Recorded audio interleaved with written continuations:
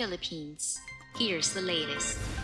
On September 22 to 26, 2025, the Supreme Court of the Philippines hosted a study visit by a delegation from the Federal Court of Australia, or FCA. The delegation was led by FCA Chief Justice Deborah Sue Mortimer and included Justices Stephen Burley, Sarah Darrington, and Thomas Michael Thawley.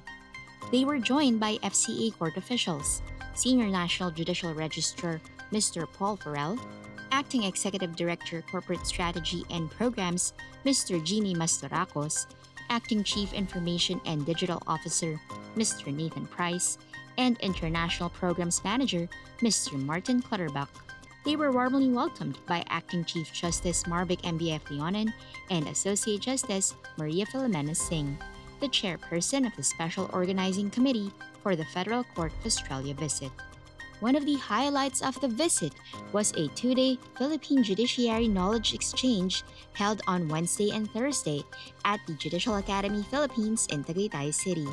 Organized by the Philippine Judicial Academy, the exchange featured discussions on class actions, intellectual property, native title, and admiralty law, where resource persons from both the Philippine and Australia side shared their insights as to differences and commonalities between the two jurisdictions. More than 100 appellate court justices, trial judges, court personnel, practitioners, and members of the academe participated in the event, which sought to find areas for future collaboration.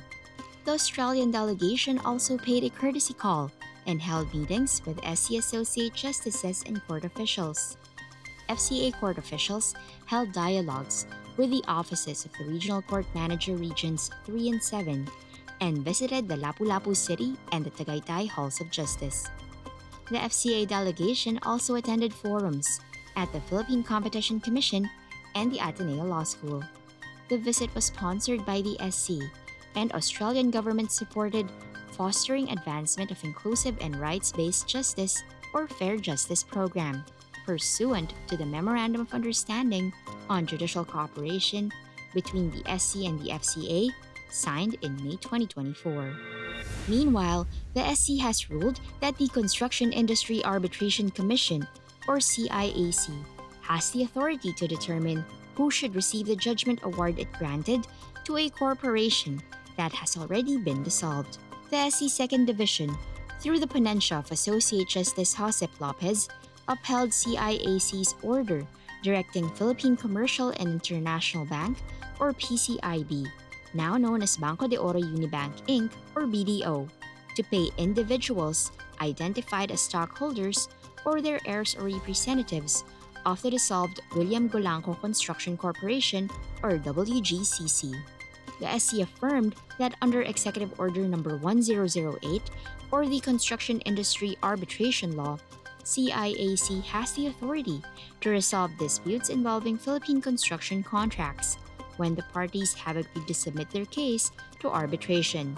The revised rules of procedure governing construction arbitration also grants CIAC broad authority to issue orders necessary to enforce its awards, including identifying the individuals or entities entitled to receive them. Since WGCC's assets had already been distributed to its stockholders or their heirs, CIAC had the authority to determine the individuals who should receive the monetary award and how much each person should get. In another decision, the SC has reiterated that preventing employees from entering company premises and doing their jobs without a valid reason is considered illegal dismissal. In a decision written by Senior Associate Justice Marvic Leonin, the SC Second Division upheld the labor arbitrator's ruling that 12 workers from Constant Packaging Corporation, a company that prints packaging materials, were illegally dismissed. Ruling in favor of the workers, the SC clarified that employees who are able and willing to work are considered illegally dismissed if they are prevented from entering the workplace without a valid or lawful reason. And because the workers were suddenly dismissed without following the required procedures, their dismissal was unlawful. The SC ordered Constant Packaging to pay the workers separation pay, back wages, service incentive leave, and holiday pay.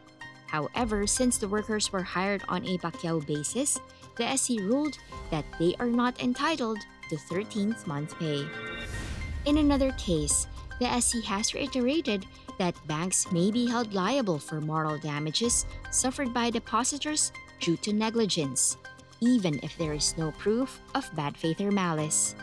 In a ponencia by Associate Justice Samuel Garlan, the SC's 3rd Division ordered Banco de Oro or BDO to pay Remedios and Angelita Antonino the proceeds of their time deposit, including 100,000 and moral damages. Ruling in favor of the Antoninos, the SC cited Section 9 of BDO's Terms and Conditions for time deposit placements, which requires the surrender of time deposit certificates when withdrawing deposits. Since the Antoninos still had the certificates, the SC concluded that the funds were not withdrawn. The SC noted that the PNP expert said the signature on the demand draft was likely forged. Immigration and passport records also showed Angelita could not have been in the country to sign the draft. BDO also failed to verify the identity of the person who withdrew the funds. The SC held that these lapses showed BDO's failure to exercise the required diligence, especially given the large amount involved. You're now up to date with the Philippine Supreme Court. I am Tiffany Batran, Supreme Court Information Officer.